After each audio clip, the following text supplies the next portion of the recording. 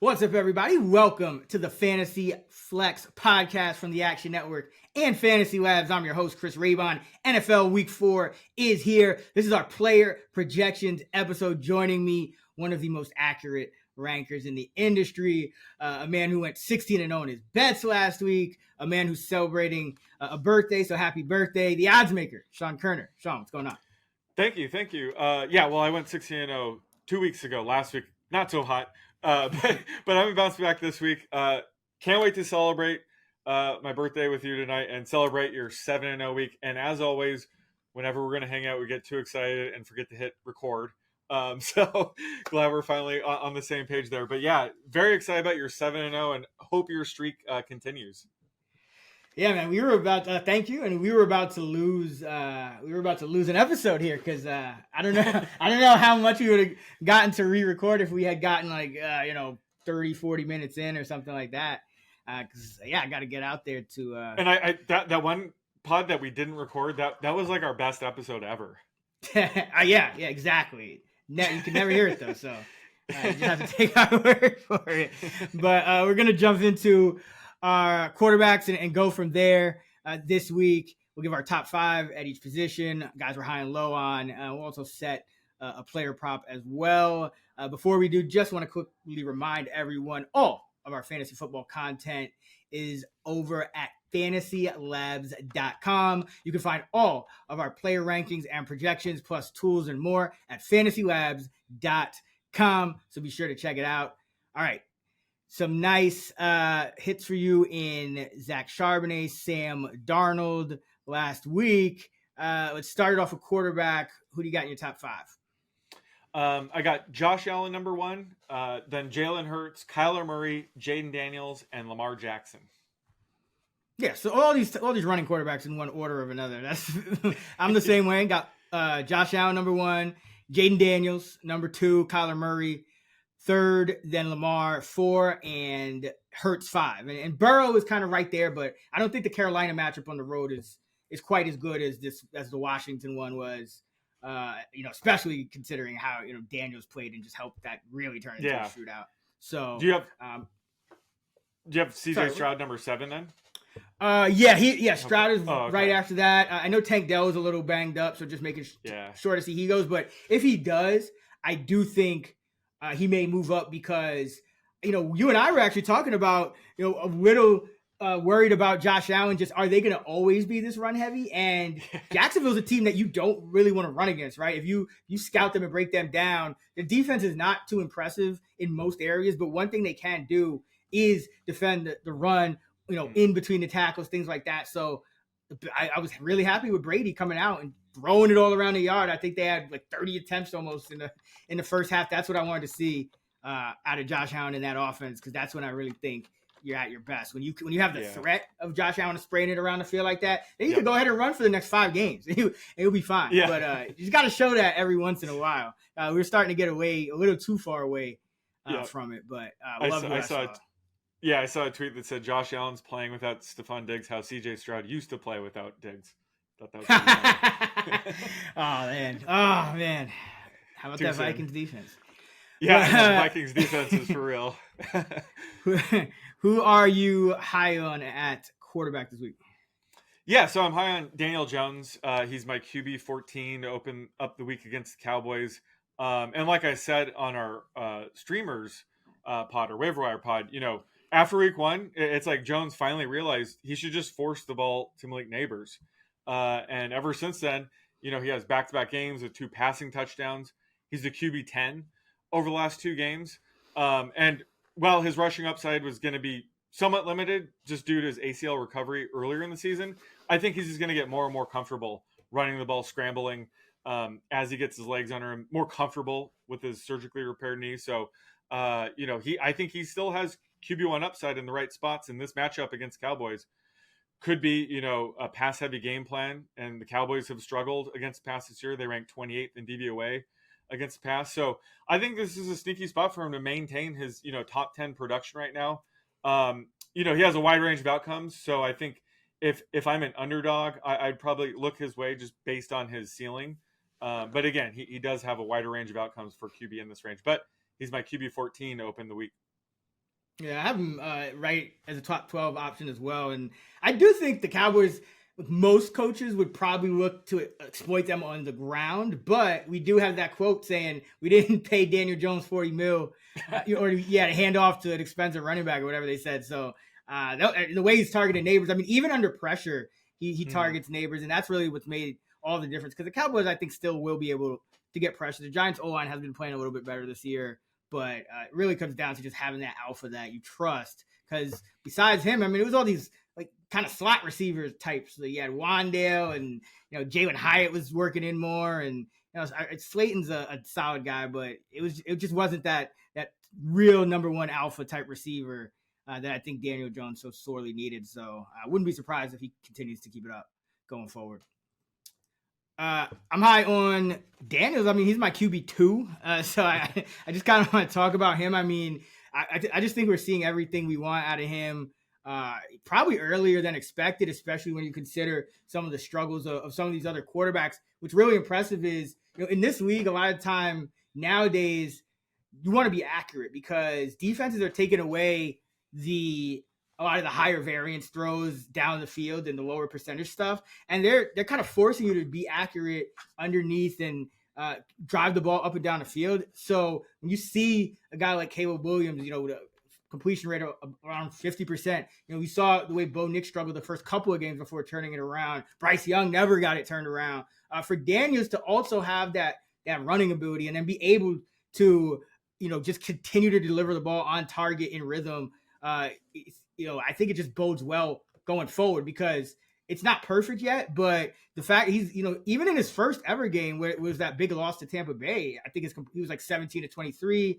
They were kind of scheming it up, but he's really not being an inefficient passer in terms of, just spraying it all around. And he has enough scrambling ability. Scrambles average 7 yards, league average. So like if you have that and you can just complete passes when they're there, you're going to be surprised how efficient he is. And I think that's what we saw with the 38 points in the upset of the Bengals on Monday night. So like this guy, he's there. Like, he's not even just like, oh, he had a big game. It's like he's arrived. He's going to be a factor, I think, going forward in our top fives, just right along with the Jalen Hurts and the Josh Allens and Lamar Jacksons and all those guys.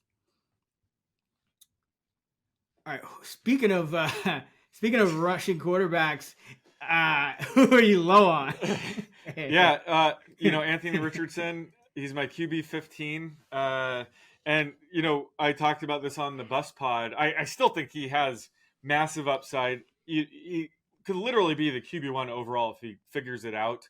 But like I was saying, he was going around QB6 in drafts when you could take a guy like Jayden Daniels or Caleb Williams. That hasn't worked out quite as much yet, but take a flyer on those like later round rookie quarterbacks with similar upside, really. So he's off to a bit of a rough start. Like I mentioned, his rushing touchdown rate last year wasn't sustainable, especially considering he only played a few snaps with Jonathan Taylor in the lineup last year. So it just hasn't been there for him. Again, he's very raw as a passer. He's only started like less than 20 games, college and pros combined. So it was disappointing. He only got to play a couple games as a rookie last year. And it's still evident, he's still missing some of those shorter passes while hitting those like crazy downfield throws. So he's just going to be very inconsistent week to week. And this is a tougher matchup against the Steelers defense. So, he's my QB 15. You're not dropping him, but in certain spots, you're going to have to find better alternatives. And I think this week, like if Geno Smith is available, I would play him over Richardson and just keep Richardson stashed for better matchups. But he's flashed too much of his floor so far. But again, I think he still has top 5, top 10 upside rest of season. You just got to know when to play him. Yeah, and I think the real reason it's concerning is because in today's NFL, we even see it with the GOAT himself, Patrick Mahomes, taking the underneath stuff. Completion percentage is kind of an irrelevant stat almost in this day and age. I mean, sometimes you hear people talk about completion percentage over expected and whatnot, and that does have some predictive ability. But in general, completion percentage, you don't hear a guy bragging about, I completed 70% of my passes, because everyone does. So the fact that it's a completion issue and an accuracy issue to that extent with Richardson, I do think it's concerning because he's at the end of the day, he's choosing to throw these passes to these locations, right? It's not like these are coming out in 1.5 seconds and he's just sailing them. And I'm sure he would sail some of those too, but that's not really the offense. A lot of these are, he drops back, he surveys the field, he looks around, he scrambles, he moves, and he decides to uncork. So like that's on you, bro. Like, so that is what's a little bit concerning, because I do think Steichen has a pretty good offensive mind and whatnot. So it's exactly what the concerns were on his scouting report coming out of school. So yeah, I agree. I think he's not as much of a slam dunk. He's not a slam dunk start. If you're looking for a streamer, I still think you're glad to have him. Like if you're just paying QB 15 prices or whatever it is on the wire for him, but no one probably dropped him. Everyone drafted him. So it's kind of rough. All right, for me, it's speaking of the GOAT himself, Patrick Mahomes. I'm low on him. He's my QB 10 to enter the week, and he might go lower. And this has nothing to do with Mahomes. Just like betting the under in the Falcons game had nothing to do with Mahomes in the sense of his talent level, but it's how he's playing the game. He is averaging the second lowest air yards per attempt at 5.2. And he's using yards after the catch. He's setting his receivers up for yards after the catch. And Kansas City is top 5 in that metric. And Rashee Rice, really good at that. Kelsey, in theory, would be really good at that. They're not really getting him the ball. But this is just a not explosive attack in Kansas City right now. That's even with Xavier Worthy's presence there. And, we were talking about on Convince Me that we do every Sunday morning, how their air yards are super low. Even guys like Worthy, Justin Watson, guys you would think of as, and who were supposed to be or were in the past situational deep threats running, lower percentage routes to stretch the defense. Think Marquez Valdez-Scantling, and these guys' ADOTs are under 10 this year. So I think it's just a conscious effort to kind of go underneath where you're getting your tackle situation together. Remember, you benched your rookie Sua Mataia. And you're just working in a new pass protecting back in P. Ryan as well. You don't have McKinnon anymore. Edwards-Helaire hasn't been great in that role, and he's not even active either. So I just think with the state of the offense in a game on the road in the division against a defensive team with a total under 40, and you're an 8-point favorite, nothing sets up for an above expectation passing performance from Mahomes in this spot. It can obviously happen, but the odds of it are even lower than they are in normal weeks when we're ranking him, top 5, and he's still finishing with 13, 14 points.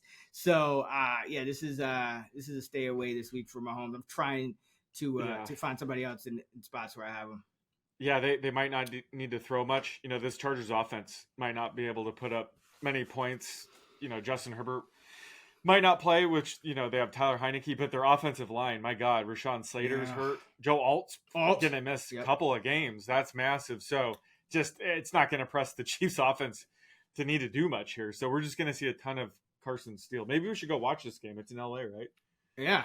Let's go watch Carson Steele get 30 carries for 50 yards or something. Just so people can have context, I'll put it the same way I put to people that are hesitant to bet unders, especially on the Chiefs. Last season, the Chiefs' average score was 21-17. So, this year it's a little higher, but there was, you played Lamar Jackson, Joe Burrow, a bunch of turnovers and weird stuff. You saw them with the stand at the red zone at the end.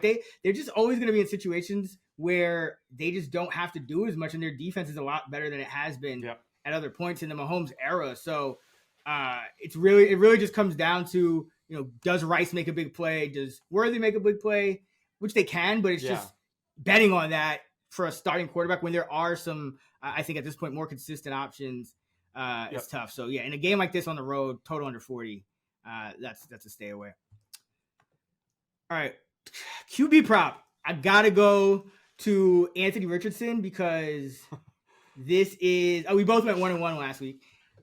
So this is relevant, I think, not just for Richardson himself, but even you might be starting his receiver like Michael Pittman you might even have had to start Alec Pierce. So this is kind of a relevant projection to multiple players on this team. Josh Downs is back now too. So, let's go over under completions for Anthony Richardson. I believe, let's see, I think he's had only one game with more than 10 so far this year in his 3 starts. So it is rough so far, but there is going to be some regression to the mean, you would think. So I'm going to set his line against in a game we don't expect there to be many, a shootout or anything. So not a great game script for passes, but I'm going to set his line at 15.5. Ooh, yeah, I got it right around there. Yeah, I have his completion percentage around like 56, 57. I'm going to lean under here. Smart. Yeah, it's that's like a prop I've been eyeing. It's usually in the 15.5, 16.5 range, but he's just a great fade in that market. Which is crazy because that's usually just, oh man, it's overreaction, bet the over. But with him, he scrambles, throws deep. He's had 10, 17, and 9. Unbelievable. Yeah, I mean, a couple of them are due to him converting on big plays. That's another factor when you're thinking about PPR and things like that. Is that sometimes like a guy like Pittman suffers because if you have all these guys like Pierce going deep or whoever it is, and they catch a 50-yard bomb, that's 50 yards that could have taken you 3-4 catches, which you would have got a bunch of points because you're not getting those points on the deep target. So there can be some variance there. So I think you even mentioned it in the heading into the year how he was probably going to have a negative effect on Pittman's consistency. Yeah. And although don't trade Pittman away, because if Richardson goes down and Flacco's under center, Pittman's now in the high end wide receiver 2 mix, in my opinion. But yeah, I saw there was another funny tweet. It was like Anthony Richardson makes the throws 99% of quarterbacks can't make, and then he can't make throws that 99% of quarterbacks can. So that's just the Anthony Richardson experience, unfortunately. Accurate. Unlikely. Exactly. All right, running back week 4. Who's in your top 5? All right, let's see. I got Alvin Kamara, Jordan Mason, Saquon Barkley, Breece Hall, and Kyron Williams. I got Barkley, Hall, Bijan Robinson, Kamara, and Mason. Nice. Who are you high on? I'm high on Aaron Jones. He's my RB7 this week. I ended up being really high on Jones last week, despite Ty Chandler really mixing in back in week 2.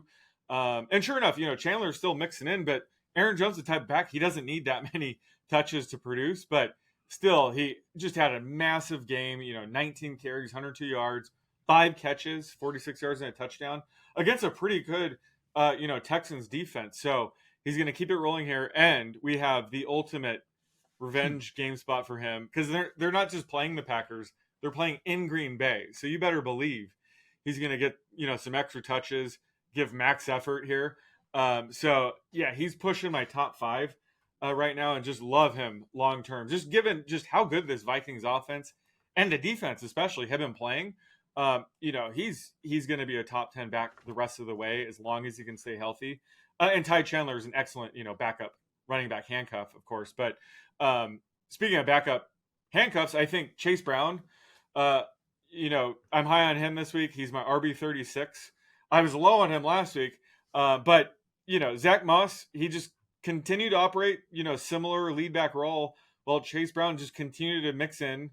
Looked amazing when he did get touches, and then just Moss continued to dominate work from there on. So, with the Bengals now 0-3, I think they're probably going to be more willing to mix it up, maybe go with a hot hand approach at running back. Just give Chase Brown more work. They got to do something. So, and I'm never assuming a positive game script ever again for the Bengals, despite, and they're playing the new look Panthers offense. So either way, I think Chase Brown could hit in either game script. I just love him as a talent. And again, he's just being so efficient with his limited work that he's one of those backs. If he just starts seeing more work, he could pop. So he's right in that RB3 flex mix for me. But again, he's a back that could start producing RB2 numbers if the coaching staff decides to, mix it up at running back And again, he's one injury away from that as well. So he's a back that I'm trending up on. Yeah, I am as well. And I'm actually wondering, because it's kind of a tricky thing, because you don't want to be too low on Moss either, because he's still getting work and being very productive. Yeah. But I'm kind of wondering what exactly it is with Brown, because it has to be something like more kind of nuanced, finer detail type of thing. Like maybe it's something with the pass protections or just something that he's not fully up to speed on, because I think he looks better than, and Moss, don't get me wrong, nothing wrong with Moss. He had the great year last year and looks fine this year, but I thought Brown looked better too and more explosive. And he just hasn't really been getting more than like that 25% snap share. So I kind of do wonder what's going on. But yeah, they're 0-3. I do think they need to mix it up a little bit, take some pressure off Joe Burrow. He doesn't have to do everything, and just get some more explosiveness. Speaking of that, in that same game, Brian Robinson Jr. got another touchdown and wasn't really that efficient in this one, but overall this year, I actually think he's looked good. And I was a guy who was low on him last year. I just thought, I just didn't think he would really be, in this day and age, kind of a back that is very productive in the long term. But he seems to be ticking up in terms of his pass game usage. And now you have Austin Eckler not traveling to Arizona here. So even though the Commanders are a underdog on the road going across the country, I think he's going to get a ton of snaps. He's looked great in the receiving game when he gets the opportunity, and he's still going to be a goal line back. And now that you have Jayden Daniels, I think it just elevates this entire offense. So you're going to start converting on more first downs and just extending more drives and just having more opportunities for Robinson without having to worry about an Austin Eckler or anybody like that. And we know this team is willing to feed Robinson, even though he only got average 2 yards a carry against Cincinnati. He had they still gave him 16. So, and that's with Daniels doing all that he does. So I think Robinson with Eckler out is he has RB1 overall upside. Where do you have him ranked right now? I think RB9. Oh, nice. Yeah, and you're assuming that Eckler's out, obviously. But they said he didn't travel so I think concussion. So I'm pretty sure it's already official. Okay. Let's go to who are you low on at running back before we get to the prop? Yeah, Rachaad White, running back 33 to open the week for me. Yeah, I know. And this is a great matchup for running backs too against the Eagles. But, like I've been saying, he was a prime bust candidate just due to Bucky Irving getting drafted in the 4th round. The Buccaneers really haven't had anybody to have compete for touches with White. And last year, he played all 17 games. There was just a lot of signs that he was being overrated as like RB13 in drafts. And he's still, great pass catching back and everything. I still think he's going to get work, but I think Bucky's made this probably a 50-50 split going forward. Todd Bowles has even said as much that, Bucky needs to start getting more reps going forward. So it's unfortunate. You probably still have to play White. Again, he's probably in the RB3 flex mix, but this is not what you expected when you drafted him. Like I said, as a fringe RB1. So, just the inefficiency has continued into year 3 with White. And I have one slot lower than Bucky Irving. I have them 32 and 33 right now.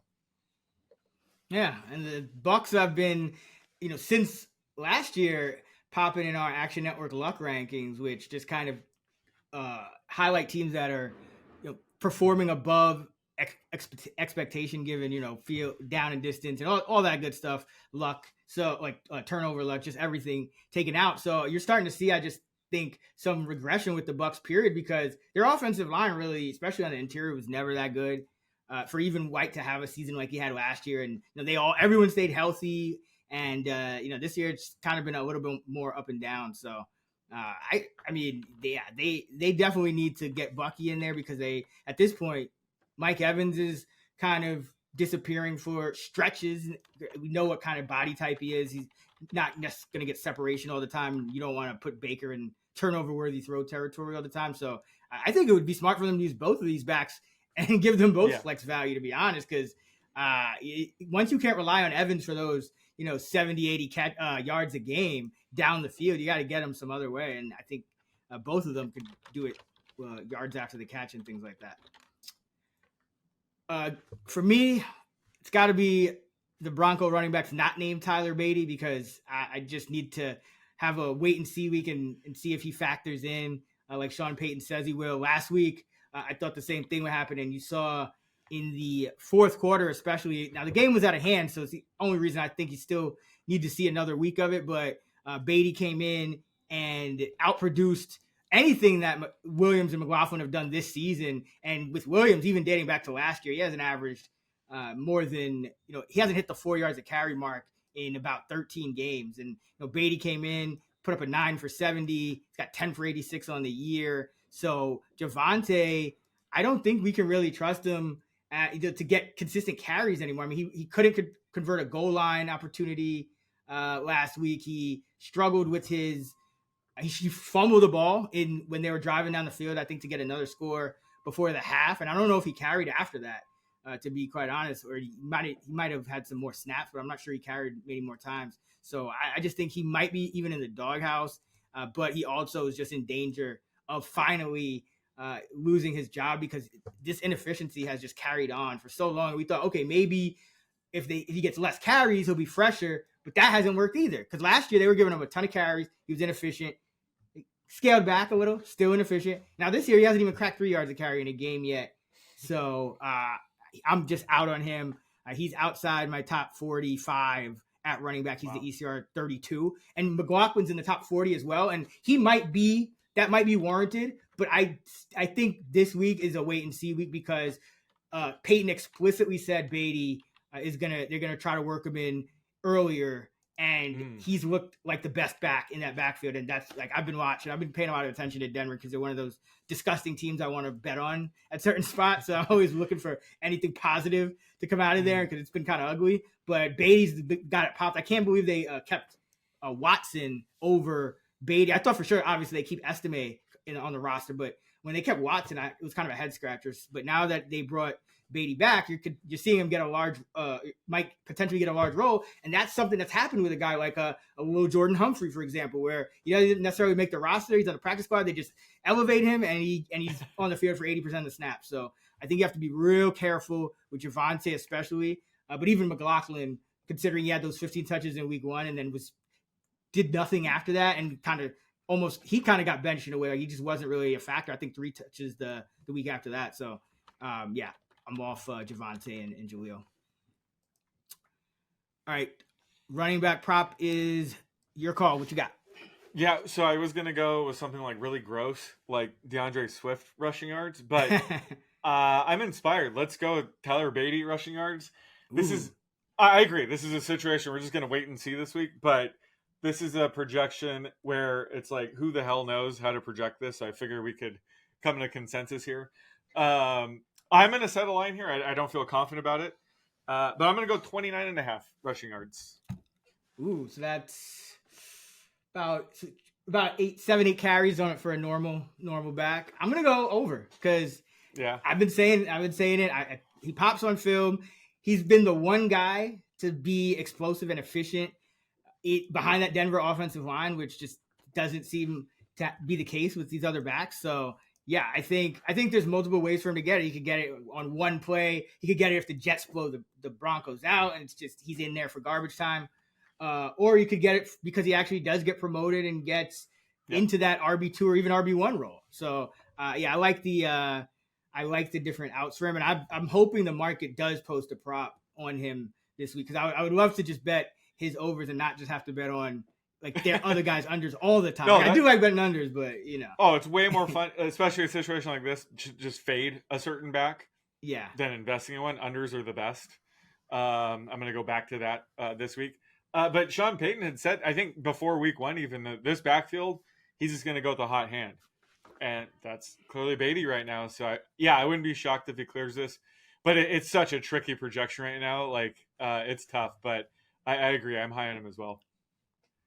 Yeah, like I don't want to. I'd rather be high on him and low on the other two than like high on one of them arbitrarily, and you don't know which one to be high. Like it's.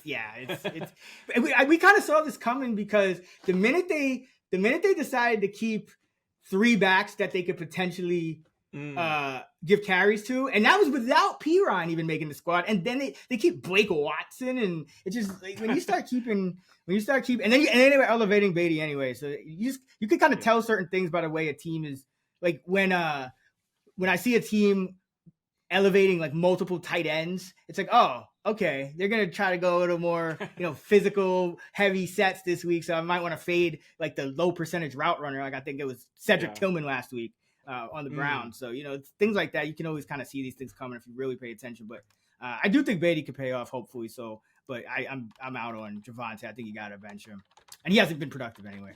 All right, wide receiver, week number 4. Jamar Chase put up a nice end to the week for anyone that drafted him early. CeeDee Lamb will start off the week on Thursday Night Football, as will perhaps a newer entrant into this list. So who you got? I got Justin Jefferson, Rashee Rice, Malik Neighbors, CeeDee Lamb, and Nico Collins. Ooh, yeah, finally starting to get some variety in these. I know, right? In these wide receiver top 5s, because for a while it was all like just the same guys. But and no Tyreek Hill for now. But I got CeeDee Lamb, Jamar Chase, Malik Neighbors, Rashee Rice, and then Justin Jefferson. So nice. Jefferson might move up 1 or 2, but there was the concern of Darnold's knee bruise, and also Jair has covered him pretty well. So that's the only reason I didn't want to start the week with him at number 1, but he might move up a spot or 2. But Rice got banged up in that last game too, but he came back. Still ended up catching like 12 balls, so he's just unstoppable right now. And Amon-Ra is lurking as well. Yep. Who you high on? Deontay Johnson. He opens the week as my wide receiver 10 against the Bengals. And I figured Andy Dalton would give the entire Carolina offense a boost. But Deontay really gets a massive upgrade heading into week 4, because not only is he clicking with Dalton, 8 catches, 122 yards, and a touchdown with a competent quarterback under center, but Adam Thielen, picked up a multi-week hamstring injury. He's already been placed on IR, so he's going to miss at least a month. So that just makes, Deontay the clear number 1 target in this offense with, little competition. In a much improved passing attack. So I'm very high on him, and, gets to face the Bengals defense this week that has really struggled a ton to start the season. So he opens the week inside my top 10. I'm very high on him this week and going forward, as long as Dalton's under center. And my other guy's a pretty sneaky flyer here. It's Greg Dortch at wide receiver 37 against the Commanders. To be clear, I'm projecting the Cardinals as if, Trey McBride's going to miss this week. He is in the concussion protocol. Players typically do miss a game when this happens. And we already know that you're playing McBride if he starts, and, you got to find someone else if he doesn't start. So I found it better to kind of open the week with the scenario, the kind of worst case scenario, so you can kind of know who to pick up.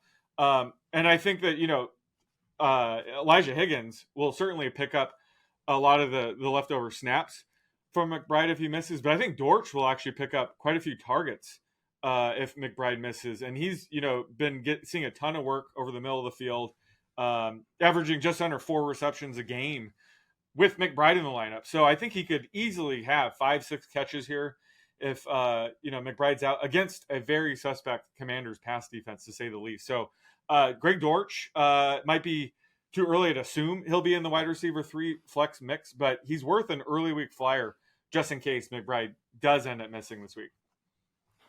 Yeah, I mean, you see these guys, if they have that role in the right spot, look at Darnell Mooney. It's like 100%, and Ray McLeod in Atlanta. Like, you're gonna have some productive games, and this is certainly the spot for it, because this defense is just so bad. I am high on a couple guys. So first, Stephon Diggs. I think he is in a great spot this week. Mentioned already that Jacksonville, the way you beat them is through the air. So, I know Diggs has been getting shorter targets and whatnot this year, but he's still catching a ton of balls every game. Now, Tank Dell's a little bit banged up. We'll see if he goes. Probably will, I'm getting the sense, but not 100% certainty. So he's been sitting out some of the plays in like 1-2 personnel. So that just helps Diggs and Nico Collins get a more concentrated target share, which is always good news when you're catching passes from CJ Stroud. And I just think this Minnesota defense kind of might have turned people off to that Houston offense for a little bit, but really that Minnesota defense is very good, and it's just tough to decipher, especially for a young quarterback with all those crazy schemes that Flores throws at you. Mm-hmm. So I think you're going to see a bounce back from Diggs this week. And then I'm high on all of the Seattle Seahawks receivers going against Detroit. I mentioned on our waiver streamers pod that Detroit is their defense is on the upswing, I think, but they've been really bad against wide receivers. They're giving up the most top 2 schedule adjusted yard totals to wide receiver 1s, 2s, and 3s. And so I'm higher than consensus on Metcalf. I'm inside the top 10 with him. I got Smith and Jigba inside the top 25, and even Tyler Lockett I have as a startable option this week. He's still seeing just enough routes and all that stuff to, I think, be a factor. I'm not writing him off just yet. And I think this Seahawks offense under Ryan Grubb is going to pleasantly surprise a lot of people. It's kind of flying under the radar right now. They played some weird opponents to open the year. Like they played a game in New England that no one probably watched. They played a game against Skylar Thompson that no one probably watched. But I think this offense is looking crisp. I think Geno's playing well. And now you're in a spot against a team that can put up a ton of points on you and also doesn't defend the wide receiver position very well. So I like Metcalf, JSN, and Lockett this week. All right, who are you low on at wide receiver? Low on Xavier Worthy. He's my wide receiver 44 to open the week up. And kind of what you're hitting on when we were talking about, you're low on Mahomes. I just don't know if the Chiefs are going to have to throw much against the Chargers this week to win the game. But, of course, Worthy's a threat to go off any given week. He still has a massive weekly ceiling. But it's just tough to trust him, especially after his first 3 games as a wide receiver 3 flex. He's been sort of a blend of Tyreek Hill and Mecole Hardman. Kind of hard to map him out quite yet. Luckily, he is getting more designed, run attempts. I think that's going to continue with Pacheco out. So that does raise his floor a bit. But just my concern is that they won't have to throw much here.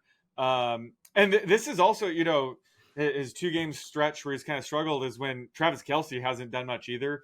This could be a week they do the squeaky wheel treatment with Kelce, and that's only going to hurt someone like Worthy. And of course, Rashee Rice is always going to get his. So I think he could be the odd man out this week.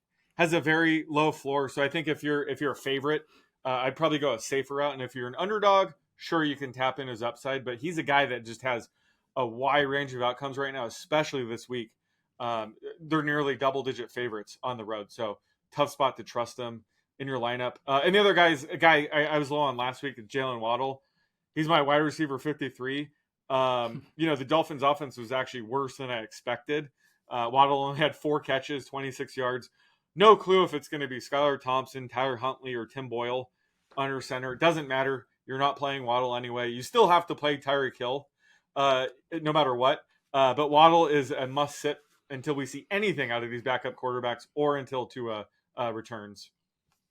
Yeah, and I would even say Huntley is in a 1 tier up from Thompson and Boyle. I mean, we talked about Thompson last week. He's been around long enough and really has never done much of anything. I'm surprised that McDaniel even kept him on the roster over a guy like Mike White, who, not great, but I think he's just a more functional professional quarterback. With Thompson, it just seems like he's like a little kid going in there to play quarterback, and he doesn't want to take any pressure, so he gets the ball out really quick, but he doesn't really have that kind of arm or processing speed. It just looks ugly when he's out there. Yeah. And then we know Boyle is Mr. 1 yard per attempt or whatever. So yeah, if Huntley's there, I would feel the most confident.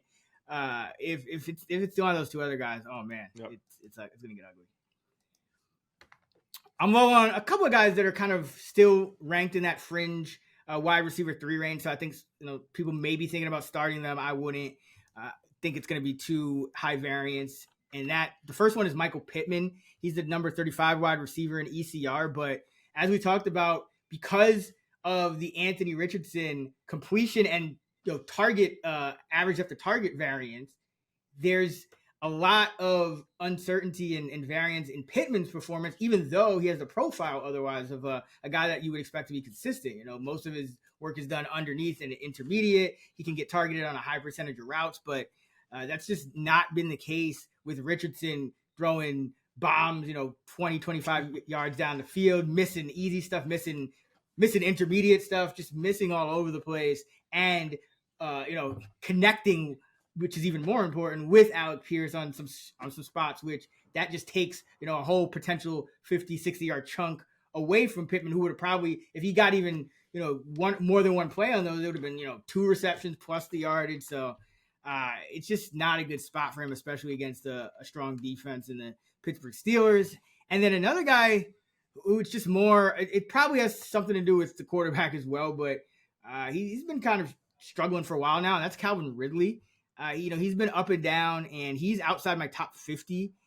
DeAndre Hopkins, we saw him getting healthier. I think he would have played even more last week if the game was a little closer, but he played 50% of the snaps. He could easily, now that he looks healthy, jump back into that 80-90% range. And Ridley just doesn't have that profile to where he's enough of a target hog to make it work with a guy like Hopkins overtaking him or even coming close. Ridley's target rate is like hovering around 20% or lower. And no, sorry, targeting it was hovering around 20%. Now it's down to 16%, which is the same area as like a Tyler Boyd, lower than Hopkins, lower than Spears and Pollard. So I just don't think he's a great bet to see volume, and that's kind of exacerbated by the quarterback accuracy in Will Levis and the fact that he's just still running a lot of low percentage routes with a high ADOT. So it's like Gabe Davis, but with a bad quarterback, or old Gabe Davis in Buffalo with a bad quarterback.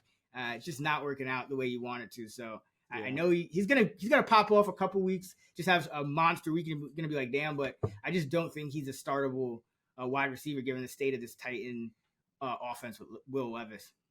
Do you think we see Mason Rudolph soon?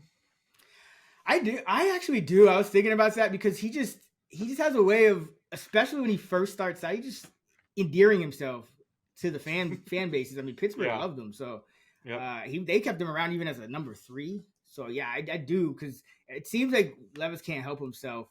He'll probably go and win this game. I think he upset Miami last year in a game on Monday night. So, but now it's revenge. But he always shows up in the weirdest spots. But man, it's been rough, and it's like my expected catch rate for Ridley in my model is down to like 54, which is usually you're modeling it because if guys get a high ADOT, you want to just take that into account and regress it a lot. But when it actually gets to almost the same place, because his actual catch rate is 50%. So when they're converging at that low of a number, the actual unexpected, that's just not a good sign. So yeah, I'm off Mr. Ridley. Player prop is, who is that? Is that you? That's me. Yeah. Yep. Yeah, let's go with you went with Hill last week and you got me to bet an over and that didn't cash. So let's go with again? Like 40 something, 30 something. Yeah, it was nothing that popped off the box score. But let's go with Jaylen Waddle, since he is the guy that people expected to be able to start, maybe even in these kind of situations. So let's set his receiving yardage total against the Titans at 44.5. Ooh, that's a good one. I was thinking like 42-ish range. I'll go under though. Yeah, it's how many passing yards do you have for the unnamed whoever? Yeah. Dolphins QB. That's what I have listed right now. Let's see. Probably not many more than 200, if that. Oh, I have it under 200 for sure. I mean, yeah, it's like they get the ball out so quick, so a lot of it is going to come down to game script. Like if it's they're almost like their passes are like runs. Like the ball is out and it either works or in most cases it doesn't. But I just can't believe that a guy like McDaniel with this much of an opinion, even just like this much knowledge about offenses, and it has his own unique offense that he felt it was going to be workable and doable with a concussion-prone quarterback to just go into the season with this at quarterback, and then to run that kind of offense. Like it's kind of befuddling. So Yeah. I'm a little worried about that Miami team. But again, they are at home. You might see a whole different team this time around. So I just gotta kind of monitor it. But I would be off Waddle too if I could. Their running game has been struggling too. Like they can't even. Yeah, now you're gonna add more potential. When Mostert comes back, we're already looking for Wright to get more involved. Wilson's still there, so it's luckily Achane has just been so efficient that most of the time he's okay and he's getting a lot of red zone. But yeah, it's tough making people appreciate Tua a little more, I think. Yeah. Yep. All right, let's go to tight end. Who you got in the top 5 for week 4? Oh boy. So I'm gonna assume Laporta and Kill are out. I still have Travis Kelce number 1. Then I have Jake Ferguson, Dallas Goedert, Kyle Pitts, and Brock Bowers. Like that is. I mean, we talked about the wide receivers getting some variety. That is got to be the first time for like half those guys, right? Yeah. I'm right with you. I got Goddard number 1. Yes. Kelce number 2. Ferguson. And then Kyle Pitts somehow. And Dalton Kincaid. So it's like, it's a shit show. They kind of like fell backwards into the top 5, those two. Pretty much. Are you projecting AJ Brown and Devontae Smith to be out? I have AJ Brown still out. I have Devontae Smith is like iffy, but I'm leaning towards him being out. But so I do. But I do have him in right now, but just not anywhere near a full snap share. So Goddard might move. I mean, he can't move any higher than 1, but that's what we wanted to see from Goddard, right? It was just realize the potential that was always there because he always got a pretty high target rate. He always he was always consistent. He just didn't have the monster games where Hurts looked at him repeatedly, and now he has no choice. So. Yep. Or we hope he has no choice. Yeah. I have AJ Brown in right now. I think Devontae Smith is probably the more likely receiver to not play, but if they're both out, like who the hell else is he throw? Jahan Dotson seeing a target on like 4% of his routes. Johnny Wilson's kind of a low target guy. They got Paris Campbell. Barkley. Even Covey's on the IR now. Yeah. I know he got like 8 targets that first. That's whatever it was. So and they don't throw to Barkley. They don't throw to the backs. So Goddard could like catch 10 balls again this week. Like if both receivers are out this week, Goddard's going to be my number 1. Yeah, and the Bucs defense doesn't really scare you that much either. I mean, you always worry about a guy when he puts up that kind of stat line because the defensive coordinator. Is going to look because what did was it Hunter Henry did that earlier this year, and so it's probably gonna not work out as well as we want it to. But the way tight end's been going is just there's no choice. There's no choice. I mean, he's got the most stable metrics. Do you think the Chiefs just go we're gonna do the squeaky wheel treatment here, and Kelce has a big game, or like what do you think's going on there? I mean, they're winning, so it doesn't matter. But I'm gonna say.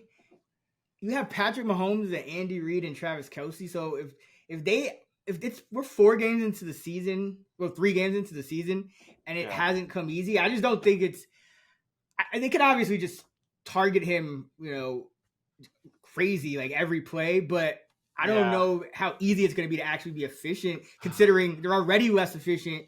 And it's like we're 3 games into the season now. If it came easy, they would have just done it already. I mean, they played a primetime game for goodness sakes. Like what people were going to be talking about with him. So, all right. To be fair, he's got some missed. Like close calls on touchdowns and things like that. So he is performing under expectation. But I mean, we're seeing that with a bunch of tight ends this year because we'll get to talking about another guy that I think it's kind of head scratching too. So, and even Laporta wasn't as productive this year. He's hurt. Now too, and they have a bye next week, so it would make sense to maybe be cautious there. Travis Kelce's gonna be my prop, so we'll have to figure out a Travis Kelce projection in the future. Please help me here, because it's bad. Who are you high on at tight end? Yeah, so I mean, I mentioned him in our waiver pod, but it's Tyler Conklin for me this week. He opens the week as my tight end 13. Finally got to see some production from him. I've been kind of curious to see how he'd fit with, Aaron Rodgers under center. Had a big game, 5 catches, 93 yards, and his routes run rate has been incredible. He ran around a 95% of Rodgers dropbacks. last week, 90% on the season. So he's getting the playing time we need. They're not mixing in Ruckert like I thought they might. So he's the number one tight end in the offense. So when he gets targets from Aaron Rodgers, good things are going to happen. He might be inconsistent because it's a very top-heavy passing attack with Garrett Wilson and Breece Hall and Lazard showing up. So he's going to be inconsistent, but that's pretty much every single tight end right now. So he's pushing tight end one stats for me. And again, if he gets going in the red zone, if Aaron Rodgers starts targeting him in the red zone, he could pop. So I like him as kind of a dice roll, fringe tight end one candidate. And like I said, opens this week as my tight end 13. Yeah, I mean, there's got to be somebody that produces, right? Like, if it's not going to be these guys that we expected, then it's got to be the guys that are just on the field and just back into it, like, right? And I mean, 90% is pretty. That's at the top tier for tight ends. That's really about every tight end is gonna probably miss a couple of routes, either because you're just pass blocking on a play action or you're pass blocking to help with the actual protection or whatever it might be. So getting up to 90% means you're really not coming out of the game otherwise. I am high on, I would say, Freiermuth. Freiermuth is a guy who is, just because it's kind of barren, he's kind of worked his way back into the equation. Pittsburgh still really has one pass catching threat, and that is George Pickens. But Freiermuth is up to about 80% route rate, and they have, because they play with so many tight ends on the field, he actually could sustain a very high route rate because Darnell Washington tends to be the blocker. So because of the way they play offense, he might not actually have to block as much as most tight ends, even great receiving tight ends. It's just the matter of, you're still talking about Justin Fields at quarterback, but with the way tight ends are hurt right now and otherwise underperforming, Freiermuth's still one of the more talented guys. I still think he's worth taking a flyer on, even this week, because you face the Colts defense, and they are very predictable defense, play a ton of cover 3 under Gus Bradley. So it tends to be a defense that if you want it, it's there for the tight ends. Now, again, Pittsburgh, they've generally wanted to run the ball, but they seem to get a little more comfortable with Fields now, and he's kind of earned a little more of a leash, I think, and they're going to be indoors, so no weather conditions. So maybe they go, and the top 2 running backs are hurt, so maybe they go a little more pass heavy this week. Again, and not being that scared of that Colts offense, because they know, if they need a turnover or something, they could probably get it with Watt and those guys. So I kind of like Freiermuth, but it's ugly this week. Who are you low on? I guess Dalton Kincaid, just because he finally broke out with the 3-catch, 41-yard, 1 touchdown game, but he ended with the 49% routes run rate, which obviously is due to the blowout that it was below 50%. But even when it was competitive early on, Dawson Knox was rotating in quite a bit. So Kincaid probably would have ended with like a 55-60% routes run rate. So I'm slightly down on him with that usage. Obviously, if you have him, you have to play him. He's my tight end 8 still, but just with tight end such a disaster, it's a shame that he couldn't step up to be like a top 3, top 2 tight end right now, because he certainly has that upside. But it might not happen unless or until like Dawson Knox were to ever miss time. This week, though, it should be a pass-heavy game script, or at least a close game against the Ravens. But going forward, the Bills, they're going to be in a lot of games where they're leading, they're run-heavy. So he's just not going to – and they spread the ball around now. So he's just not offering the top 5 upside I thought he had, which is just kind of disappointing with the tight end position the way it is right now. So still got to play him, but he's my tight end 8. And then I think it's time we have our conversation about Mark Andrews. Yeah.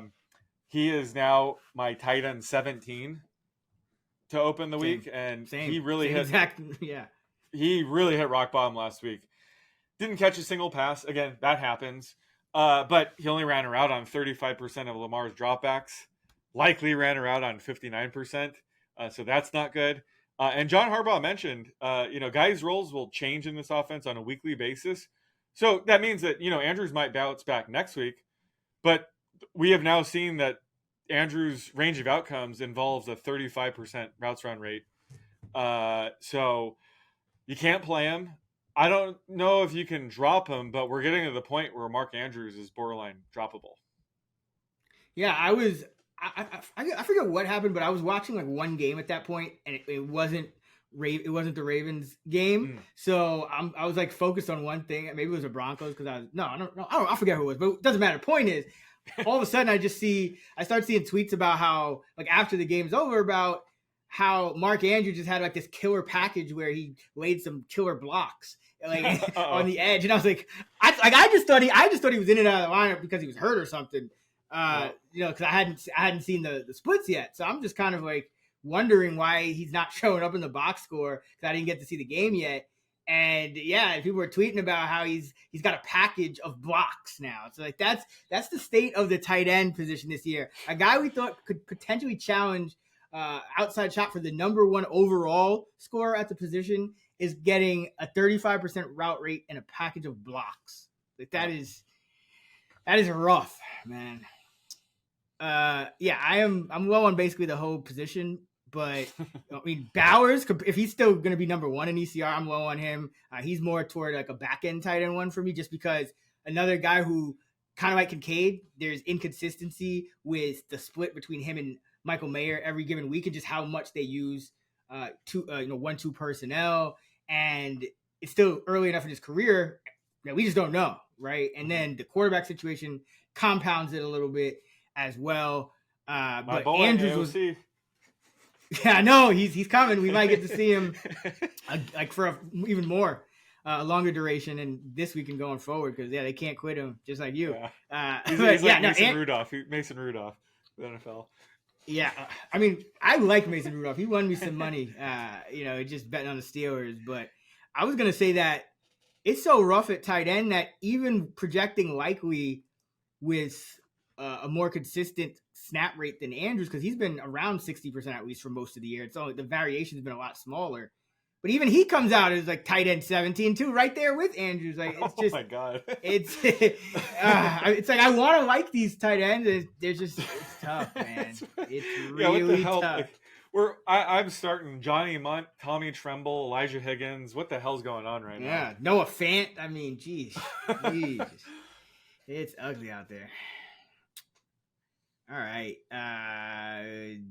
prop. What you got? Well, we're going Travis Kelce. This is the lowest projection I think I've ever seen. Even like his week 18 projections when they're expected to play like a quarter or a half and they pull the starters. That's what we're talking about here. Oh my God. I don't know what to do here. I'm going to set the line at 42.5.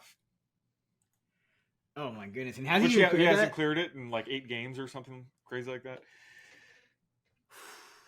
Regular season, I should say. Let me see. Oh man, I mean, I know enough to know that he hasn't really been. That's a good line. Oh man, I should do Travis Kelce versus Will Dissly and Hayden Hurst. Take your pick. That would be no contest. He's got to go with the Chargers guys. Exactly. Maybe if you throw me some Stone Smart and Eric Tomlinson, then we're talking. It's pretty close. Yeah, Tomlinson. If you combine those, it's close. Especially if Palmer's out again. All right, you going over or under? I mean, I'm looking. I'm trying to simulate in my head.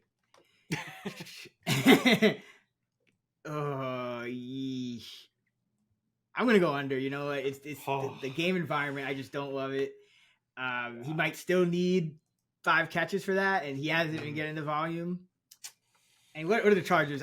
They're definitely in the top 3 even in EPA per play allowed. So yeah, no Derwin James though. No Derwin. That's true, but I mean, come on, we've tried to give Kelce every possible benefit of the doubt. Like, oh, it's a primetime game. It's the greasy wheel. 2 other guys got hot before him.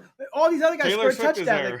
Yeah, right, exactly. It's like I wrote up the game guide for Falcons Chiefs for Monday Night Football, and probably the first time I got through the whole article, not trying not to mention Kelce, just didn't have to. Like, he did not factor into anything about the bet or the breakdown of the game. That's how bad it is. So, of course, it means he'll go off this week, but we've been saying that too. We've been trying to talk him into going off, like, oh, we're down on him this week. It just doesn't happen. So I'm at a loss, man. But it's just kind of weird how I noticed that the tight end target per route rate is down across the league. It's down to about 16%, where it's usually 17, maybe a little closer to 18, even some years.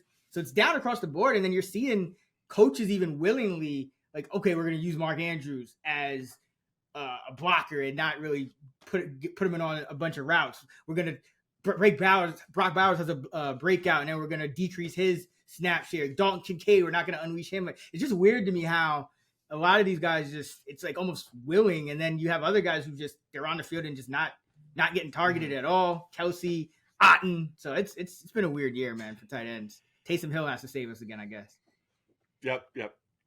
All right. That's going to do it for our week 4 player projections pod here at the Fantasy Flex. Be sure to check out FantasyLabs.com for all of our fantasy football content. Don't forget to use promo code FLEX40. That's FLEX40 for $40 off right now. Your Fantasy Labs subscription. You can find Sean on X at @_oddsmaker.